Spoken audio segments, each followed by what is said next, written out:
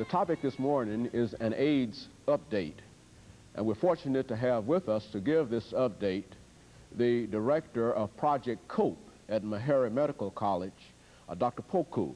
And let me welcome you to the show this morning, Dr. KPoku.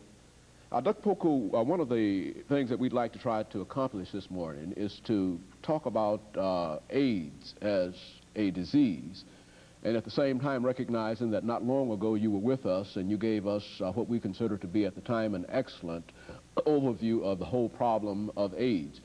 And we'd like to repeat that today and to sort of give as much of an update as we possibly can, excuse me, as we possibly can. And in order to do that, let's start off by having you to give us some information about yourself, about your background, your education, and your career, and your involvement with this dreaded disease. I'm originally from Ghana in West Africa. I've been in the U.S. since 1981. I first had a master's degree in Northwestern University in Evanston, Illinois, had a PhD in Vanderbilt University, and master's in public health at Meharry Medical College. Since 81, when this disease surfaced, I have been following it because it had implications in Africa, where I come from. So I have been following this disease for quite a while. And I was fortunate to work as director of this Project COPE, whose main function is to do everything it can to help eliminate this disease among the community where we are. And so you've been working with this as a problem since 1981. Yeah. Why don't you give us some information, Dr. KPoku? I think that many of our viewers would probably like to know more information about the history and the causes of this disease. I think we all know that it first appeared among the homosexual population and et cetera. But give us some information about the history and some of the causes. Well, primarily this disease surfaced around 1981. 1981 was the first time there were reported cases, reported in the newspaper, in articles, about 5 cases or 6 cases of unusual symptoms among primarily gay young men. We didn't know what it was.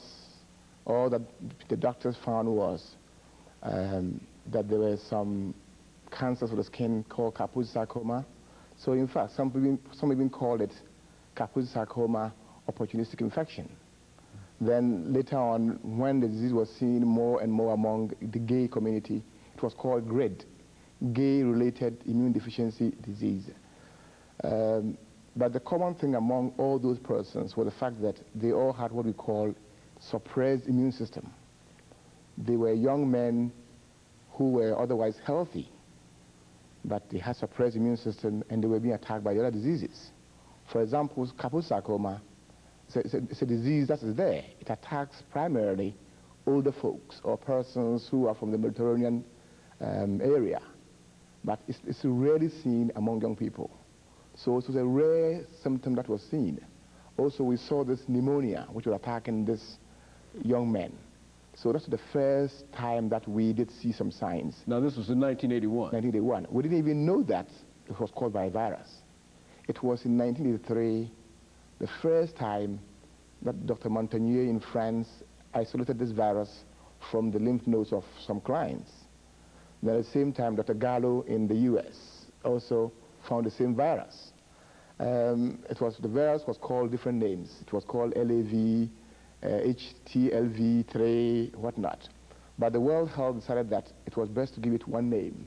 So the virus was called HIV, Human Immune Deficiency Virus. It was called human because it causes only the problem we are seeing on only humans. It causes only immune deficiency or suppression of immune system in only humans. We have some animals who have been infected, but it doesn't cause this immune suppression in those other animals. So it was called HIV. Even though the virus was isolated in 1983, we believe that based upon the bloods that were collected for other researches in the late 70s, we believe that the virus was there at that time. Now, you asked me about the source of this virus. Well, now, what are you saying is that even though we only discovered it or identified it in 81, that there's a possibility that it even goes back a little farther than 81? What I would say is this.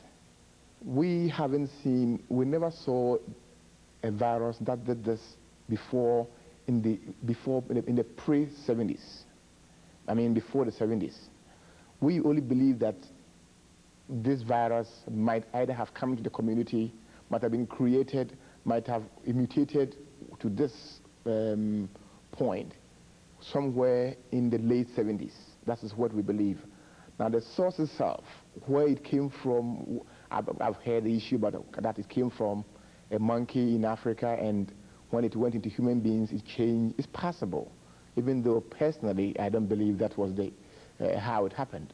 Some people believe that it was within a remote race, and it has now surfaced in the larger community. We don't know for sure. But we do know that it's now with us. It's a very, very potent virus, and all it does is that when it attacks you, it suppresses or it destroys the very core of the system that's supposed to protect you against other microorganisms, other pathogens. That's the immune system.